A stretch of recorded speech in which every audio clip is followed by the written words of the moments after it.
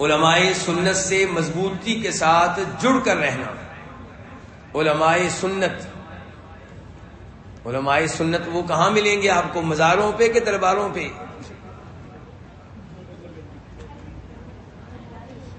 کہاں ملیں گے آپ کو؟ علماء سنت سے مراد بدعت سے بچنے والے، اللہ کے نبی علیہ السلام کی احادیث کو ہر چیز کے اوپر ترجیح دینے والے علماء کرام. تو یہ علماء سنت ہیں، علماء حدیث ہیں، سلفی علماء کرام جو سلف کے عقیدے کے اوپر ہوں، یہ ہیں علماء سنت. تو ان سے مضبوطی کے ساتھ جڑ کر رہنا ہے. یہ بھی بڑی اہم بات ہے. بعض لوگ شروع میں صحیح عقیدے پہ ہوتے ہیں، کتاب و سنت پہ، لیکن علماء سے جڑ کر نہیں رہتے. وہ کہتے ہیں کہ میں بس اب صحیح عقیدے پہ آ گیا ہوں، قرآن کا ترجمہ بھی میرے گھر میں ہے، حدیث بھی موجود ہے، بس اب ٹھیک ہوں میں. تو وہ پھر عجیب و غریب غلطیاں کرتا ہے، ایسی غلطیاں جو پہلے کسی نے بھی نہ کی ہوں. ایسی غلطیاں ایسے لوگوں سے ہوتی ہیں. اسی لیے آپ دیکھیں گے ہمارے اردو دان طبقہ میں وہ علماء کرام جو باقاعدہ مدرسوں میں نہیں پڑھے، مطالعہ کر کے آگے بڑھے، ان سے بڑی بڑی غلطیاں ہوئیں.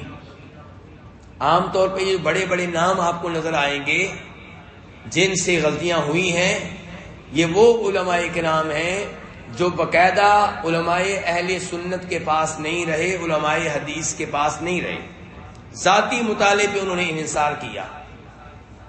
اس کی مثالوں میں آپ کو مل جائیں گے کون؟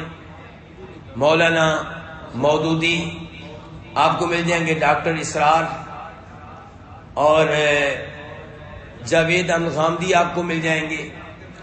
انڈیا میں چلے جائیں وحید الدین خان مل جائیں گے آپ کو.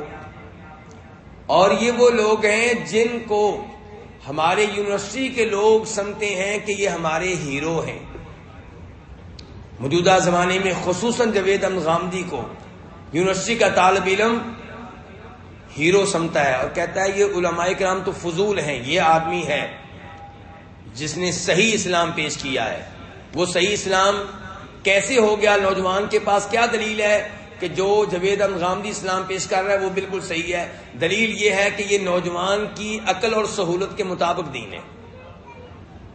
نوجوان جیسا دین چاہتا ہے ویسا کون پیش کر رہے ہیں؟ جاوید احمد غامدی. اور ہم جو ہیں دین کے طالب علم، ہم وہ دین پیش کرتے ہیں جو نوجوان سے مطالبہ کرتا ہے کہ اپنے آپ کو تبدیل کرو، تم سے کچھ غلطیاں ہو رہی ہیں، سدھارو اپنے آپ کو، ٹھیک ہو جاؤ، داڑھی رکھو، لڑکیوں سے مصافحہ نہ کرو، میوزک نہ سنو. جاوید احمد غامدی کہتے ہیں کوئی مسئلہ نہیں ہے، آپ میوزک سن سکتے ہیں، آپ لڑکیوں کے ساتھ مصافحہ کر سکتے ہیں، اور مصافحہ کر سکتے ہیں، میوزک سن سکتے ہیں، ان سب امور میں کوئی مسئلہ نہیں ہے. نوجوان کہتا ہے یہ ٹھیک ہے اسلام، اس میں کوئی رکاوٹ نہیں ہے. اور یہ دین وہ ہے جو احادیث کو نظر انداز کرنے کے نتیجے میں بن رہا ہے. یعنی کہ جاوید احمد غامدی سابقہ منکرین احادیث سے آگے نکل چکے ہیں. یہ ایسی کئی چیزوں کا انکار کر رہے ہیں جن کا انکار پہلے منکرین احادیث نے نہیں کیا.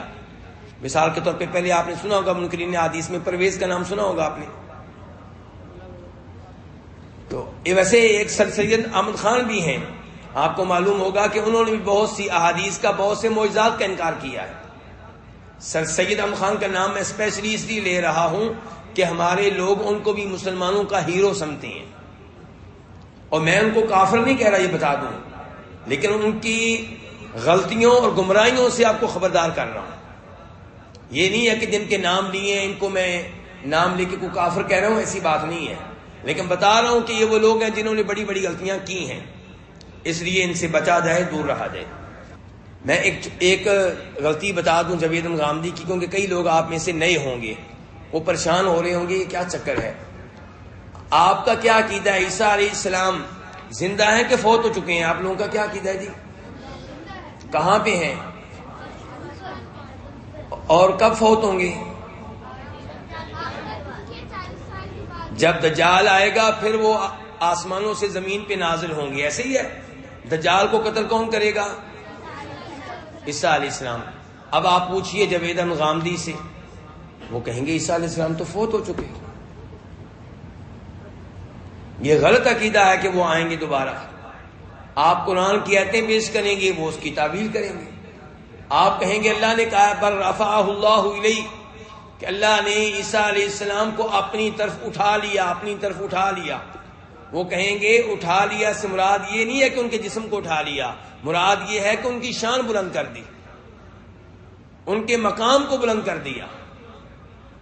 تو کیا عربی لغت اس معنی کی اجازت دیتی ہے؟ بالکل نہیں، کیونکہ اللہ نے کہا بل رفعہ اللہ الیہ، یہ نہیں کہا بل رفعہ اللہ، بلکہ بل رفعہ اللہ الیہ. اللہ نے یہ نہیں کہا کہ میں نے ان کو اٹھا لیا، اللہ تعالیٰ کہتے ہیں ان کو میں نے اپنی طرف اٹھا لیا. اگر شان بلند کرنا مانا ہوتا تو اللہ تعالیٰ کہتے بل رفعہ اللہ الیہ، بعد میں نہ کہتے.